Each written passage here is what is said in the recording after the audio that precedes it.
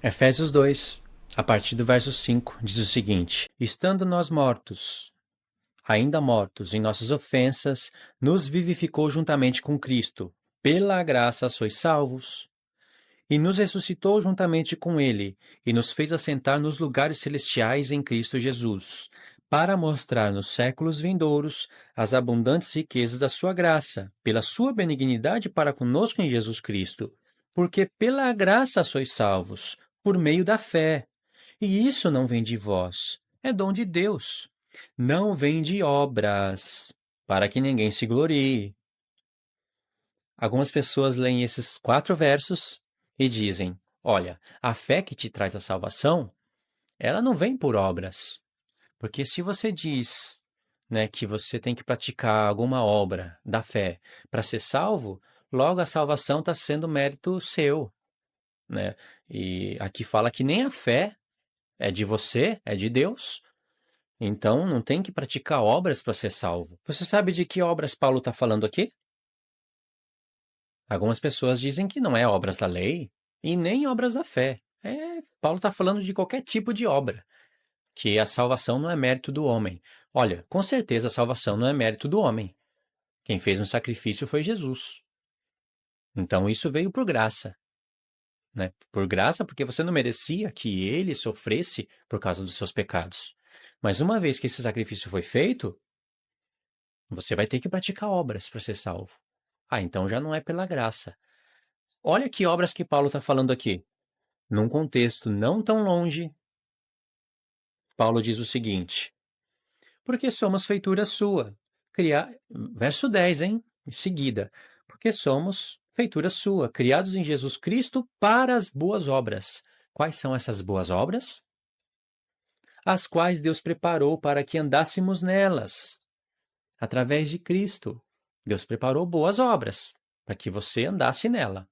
Se você não anda nessas boas obras, você vai ser salvo? Porque naquele tempo no qual Paulo escreveu as epístolas, ele estava lutando contra os judaizantes, que estava pregando em todas as sinagogas que os gentios tinham que guardar toda a lei de Moisés para ser salvo. Tinha que estar debaixo das obras da lei, circuncisão, festas, todos os mandamentos que diziam respeito à primeira aliança. Você vê isso em Atos dos Apóstolos.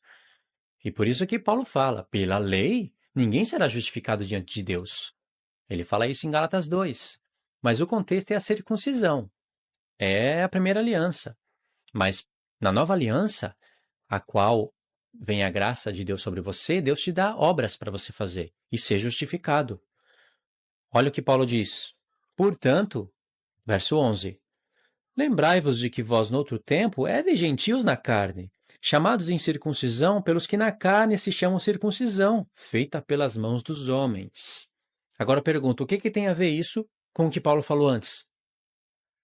O que tem a ver o assunto da circuncisão e da incircuncisão com pela graça sois salvos, mediante a fé? E isso é dom de Deus, não por obras, para que ninguém se glorie.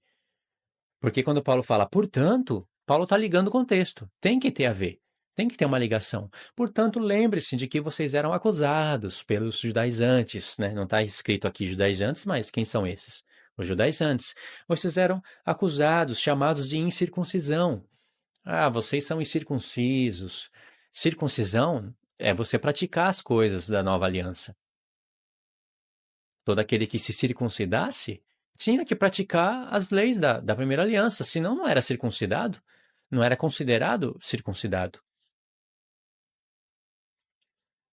E como estava vendo o tempo de transição das duas alianças naquele contexto de vida, porque para a nova aliança, né, tomar o seu lugar no entendimento de todos os gentios e de todos os judeus que haveriam de crer em Cristo, precisava de um tempo de transição.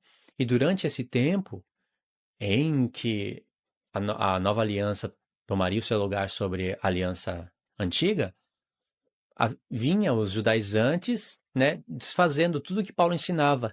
E não tinha Novo Testamento, e ainda tinha templo, onde tinha sacerdotes fazendo sacrifício pelos pecados.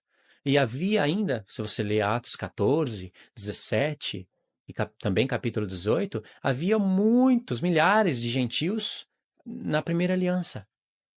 É só você ler Atos 14, capítulo 15, capítulo 17 e também capítulo 18. Você vai ver que Paulo e Barnabé entravam nas sinagogas e falavam de tal maneira que convencia uma multidão de gentios, de gregos e também de judeus. Convencia uma multidão, não todos. Então tinha muitos gentios debaixo da primeira aliança, né, guardando a lei de Moisés, que não conhecia ainda o Messias. E aí Paulo está confrontando isso, que a salvação não vem por obras, se referindo às obras da lei. Por isso, o assunto da circuncisão. Porque se você vivesse naquele contexto de vida e quisesse se circuncidar para ser salvo, você precisaria praticar muitas obras. Para realizar as festas, precisaria do povo trabalhar muito. Se você medita e sabe como é que era realizada as festas, você vê o tanto de trabalho que o povo tinha que fazer. E aí, quando você vai em Romanos 2, texto que eu estou lendo em quase todos os vídeos, Romanos 2, a mesma escritura, a mesma palavra, o mesmo apóstolo, inspirado pelo mesmo Espírito, disse: Mas segundo a partir do verso 5, mas segundo a tua dureza do teu coração impenitente, entesouras ira para ti no dia da ira e da manifestação do juízo de Deus, o qual recompensará a cada um segundo as suas obras. O que Deus vai recompensar segundo as suas obras? A saber, a vida eterna aos que, com perseverança em fazer o bem, procuram glória, honra e incorrupção, mas indignação e ira aos que são contenciosos e desobedientes à verdade e obedientes à iniquidade. O que Deus está recompensando segundo as obras? A vida eterna. É a salvação. Mas Paulo não falou, pela graça sois salvos? Falou. Isso não vem de vós? Falou. É dom de Deus? Falou. Não por obras, para que ninguém se glorie? Falou. Mas aquelas obras que Paulo falou em Efésios 2 é a circuncisão, que é as leis da primeira aliança, as obras da lei. Essas obras, que pelas quais você praticando, Deus vai te dar a vida eterna, é as obras da fé. A salvação continua sendo pela fé, porque também Tiago disse que uma fé sem obras é morta, e Deus não te deu uma fé morta. Então, se você é salvo pela graça, mediante a fé, e uma fé sem obras é morta, você vai precisar de ter obras para ter a vida eterna. Concordância total.